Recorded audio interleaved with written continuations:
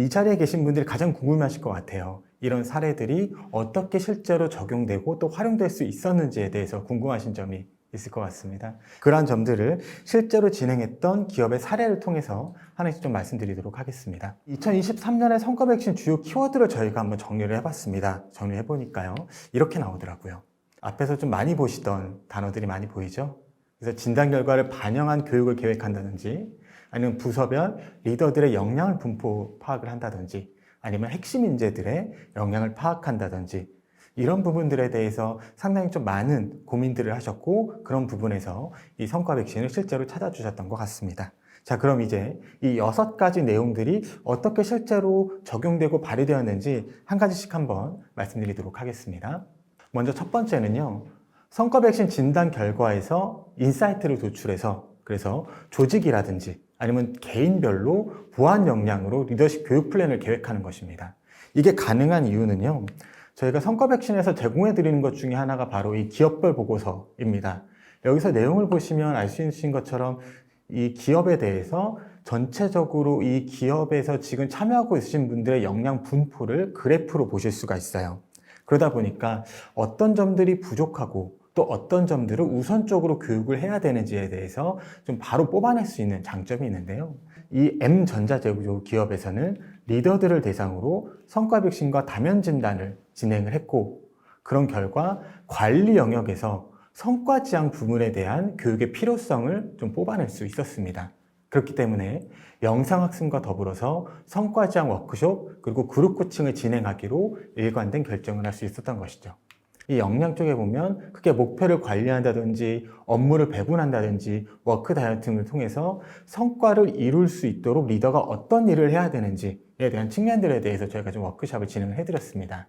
그리고 좀 참여하시는 분들도 희망하는 자들을 통해서 리더십 관련된 내용들을 좀 저희가 그룹 코칭으로 다뤘는데요. 그러다 보니까 업무 관리, 사람 관리, 조직 관리 측면에서 성과 백신 진단에서 나온 공통적인 키워드들을 가지고 좀 주제들을 도출할 수 있었기 때문에 일관된 진행이 좀 가능했다라고 볼 수가 있습니다. 저희가 소감을 좀 받아보면 일상생활에서 행하고 있는 행동의 의미가 무엇인지도 알 수 있었다. 그리고 구체적인 툴이나 활용 과외들을 소개해 주어서 능력 향상을 기대하고 있다라는 내용들도 저희가 좀 살펴볼 수가 있었습니다. 또 다음으로 볼 수 있는 건 이제 개인이 아니라 부서별 케이스 파악이라고 볼 수가 있을 것 같은데요. 사실 조직의 규모가 좀 크다 보면 리더도 대다수인데다가 각자 맡은 역할도 다르고 또 규모도 다르고 팀도 여러 팀으로 나누어져 있기 때문에 개인을 파악하는 것도 중요하지만 부서라든지 직군별로 이 리더들의 역량을 파악하는 것도 굉장히 좀 중요합니다.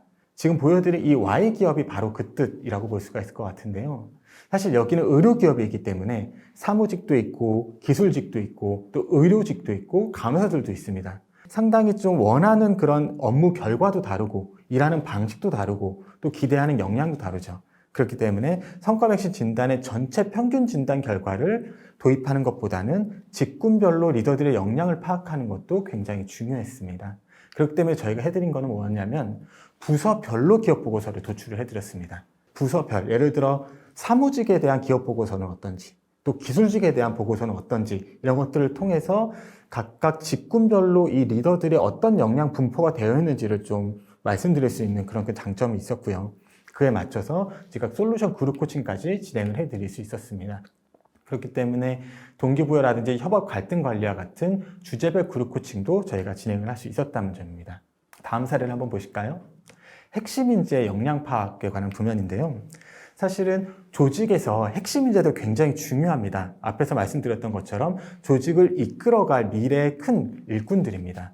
근데 가장 좀 중요한 게 이분들이 일에서 좋은 퍼포먼스를 내고 또 개인의 업무 역량이 뛰어나지만 이 사람들이 리더가 됐을 때의 영역은 또 다를 수 있다고 좀 생각을 해요. 핵심 인재가 개인의 성과를 내는 것뿐만이 아니라 리더로서의 역할을 했을 때에도 충분히 그 역량을 잘 발휘할 수 있을 것인가에 대한 측면이라는 건데요. 그렇기 때문에 기업에서는 핵심 인재가 리더로서의 역량을 얼마나 더 잘 갖추고 있는지에 대해서 파악하고 그에 필요한 교육이나 지원을 해주는 것도 굉장히 중요한 부면이라고 생각을 합니다. 파트너 후보자 대상 약 70여 명을 대상으로 진행을 했었고요. 성과 백신을 진단하고 영상학습을 통해서 현재 석세스 후보군, 즉 임원 후보군들의 전체적인 역량을 파악할 수 있었습니다. 그리고 구성원들의 업무 몰입을 높이는 체크인 면담 강의도 추가적으로 필요하다고 생각을 했기 때문에 진단, 영상학습과 더불어서 면담 강의까지 저희가 진행을 해드린 사례가 있습니다. 보시는 것처럼 체크인 면담에 관한 중요성이라든지 앞으로 이제 내가 파트너가 됐을 때 스태프들의 동기와 몰입을 자극할 수 있는 대화법은 무엇인지에 대해서 설명할 수 있다는 점입니다. 그렇기 때문에 이 성과 백신은 신입 리더들이라든지 아니면 석세서들의 역량 파악이라든지 그들의 맞춤 리더십 교육을 설계할 수 있는 부분에서도 큰 역할을 할 수 있다라고 저희가 좀 말씀드릴 수 있을 것 같습니다. 다음은 리더십 점수가 낮은 리더에 대해서 좀 살펴볼 예정인데요.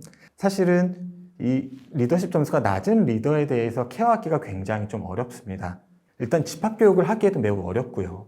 그리고 서로 오해의 여지나 아니면 내가 낙인받았다는 그런 생각을 할 수 있기 때문에 소규모 그룹 코칭으로도 사실은 쉽지 않은 것이 사실입니다. 그리고 HR에서 전달하는 방식도 좀 조심스러우실 것 같아요. 조금만 내가 실수를 하더라도 바로 반발심이 일어날 수 있고 또 각자가 가지고 있는 부족한 영역이 다 다를 수 있기 때문에 결국은 개별로 케어할 수밖에 없다는 것이죠. 그렇기 때문에 진단 결과 기반의 개인별 학습 컨텐츠를 개인적으로 다루는 것이 굉장히 중요하다고 생각을 합니다. 그래서 지금 보시고 있는 A 금융사와 B 서비스 기업이 그러한 사례였는데요. 내부 평가 결과 리더십 점수 하위자를 위한 학습이 필요한 상황이었습니다.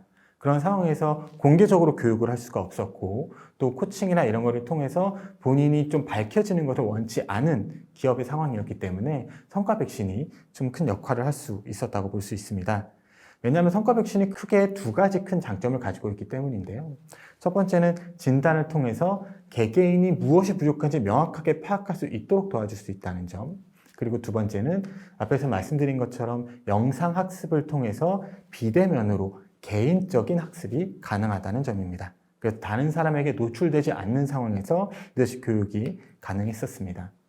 그리고 그러한 관점에서 HSG가 조금 더 좀 신경 써 드리고 싶었던 점이 뭐냐면 HR 조직의 부담스러움을 조금 더 저희가 케어해 드리려고 좀 노력을 했다는 점입니다. HR 조직을 소통을 최소화하고 저희가 직접 담당자들 대신에 학습자들에게 저희가 소통을 해드렸어요. 그래서 진단에 대한 안내라든지 학습에 대한 안내라든지 운영에 대한 측면 자체를 HS에서 직접 커뮤니케이션을 주관하여 진행했기 때문에 기업 담당자로서의 부담도 굉장히 좀 경감할 수 있는 그런 효과가 있었다라고 저희가 볼 수가 있을 것 같습니다.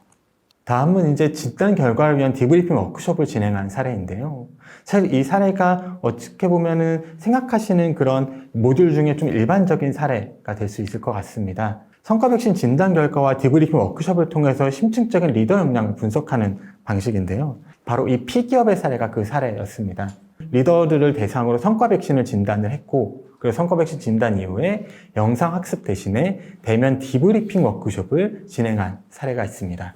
이 사례가 어떻게 진행했는지 좀 간단하게 말씀을 드리면 크게 3단계로 진행을 했습니다. 먼저 첫 번째는 보고서를 이해하는 측면입니다. 그래서 조직에서의 성과가 무엇인지에 대해서 먼저 마중물로 말씀을 드리고 그다음에 보고서의 구조나 형태에 대해서 조금 설명을 드리는 그런 보고서를 이해하는 시간을 가졌고요. 그리고 나의 강점과 약점을 좀 이해하는 시간을 가졌습니다. 그리고 보고서에서 발견된 나의 강점이 무엇인지 온전히 인식할 수 있는 그런 순서를 가졌고요. 그리고 보고서에서 발견된 나의 약점을 무엇인지 알고 그것을 개선하기 위해서 내가 어떻게 할 수 있는가라는 측면이었습니다. 이 부분에서 좀 강하게 발휘했던 측면이 바로 저희는 피어 피드백을 좀 활용을 했었습니다. 그래서 우리가 같이 진단 결과에 대해서 좀 토의하면서 내가 가지고 있는 어려움, 내가 가지고 있는 약점이 내 옆에 있는 동료 리더에게는 좀 아는 걸 수도 있고 내가 스스로 해결한 사례일 수도 있고 해답을 아는 경우도 있었던 것 같아요. 피어 피드백을 통해서 내가 가지고 있는 약점을 개선하기 위해서 어떻게 계획을 세울 수 있을지 서로 간의 공감대를 형성하고 도움을 주면서 조금 더 내용들이 풍성해질 수 있었던 것 같습니다.